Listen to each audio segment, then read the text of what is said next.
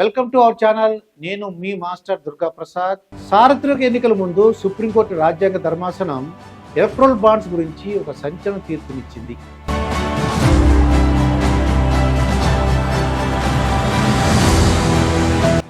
మోడీ ప్రభుత్వం తీసుకువచ్చిన electoral bonds పథకాన్ని వెంటనే రద్దు చేస్తూ సుప్రీంకోర్టు తీర్పునిచ్చింది.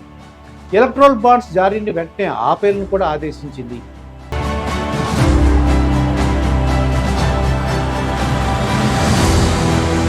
ఎలక్ట్రల్ బాండ్స్ అంటే ఏమిటి అని చాలామందికి తెలియదు. ఇవి ఒక ప్రామిసర్ నోట్ లాంటివి. భారత పౌరులు కానీ దేశీయ కంపెనీలు కానీ వీటిని కొనుగోలు చేసుకోవచ్చు.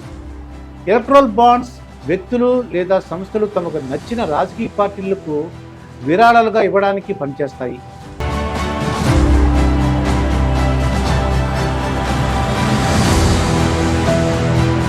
రాజకీయ పార్టీలకు నిధుల సహకారం కోసమే ఈ బాండ్లను ప్రత్యేకంగా జారీ చేయబడుతున్నాయి.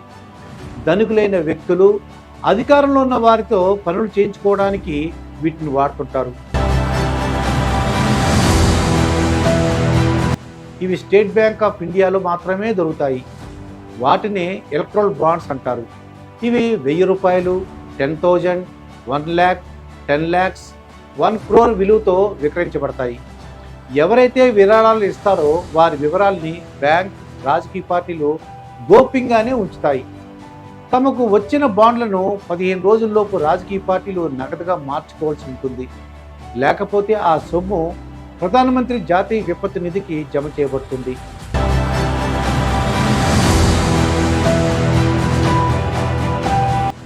ఒక వ్యక్తికి కానీ ఒక సంస్థ కానీ ఎన్ని బాండ్స్ అయినా తీసుకోవచ్చు. రాజకీయ పార్టీలు కూడా తమకు బాండ్స్ ఇచ్చిన వారి వివరాలను వెల్లడించిన అవసరం లేదు. అయితే రాజకీయ పార్టీల విరాళాల విషయంలో పారదర్శకత తీసుకురావాలనే ఉద్దేశంతో 2018లో బీజేపీ ప్రభుత్వం ఈ పథకాన్ని తీసుకొచ్చింది.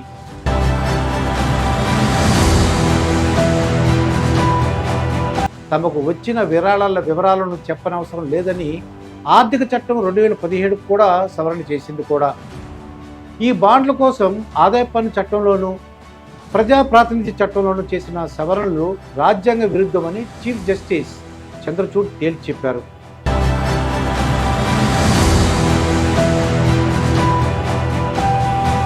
అంతేకాకుండా ఎలక్ట్రల్ బాండ్స్కి విరాళాలు ఇచ్చిన దాతల వివరాలు బహిర్గతం చేయాలని సుప్రీంకోర్టు రాజ్యాంగ ధర్మాసనం ఆదేశించింది. ఎలక్ట్రల్ బాండ్లు రాజ్యాంగ విరుద్ధమని స్పష్టం చేసింది.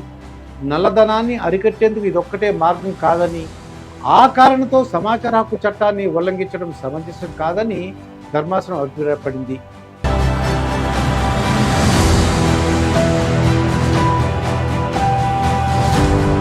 విరాళాలు ఇచ్చిన పేర్లు రహస్యంగా ఉంచడం తగదని, అంతేకాకుండా ఇది ఆదాయ పన్ను చట్టాన్ని ఉల్లంఘించడమే పాటు క్రిడ్ ప్రోకు దారితీసే అవకాశం ఉందని న్యాయస్థానం పేర్కొంది. ఎటువంటి వివరాలు తెలియని ఎన్నికల బాండ్లను స్వీకరించడం అంటే సమాచార హక్కును ఉల్లంఘించడమేనని ధర్మాసనం స్పష్టం చేసింది.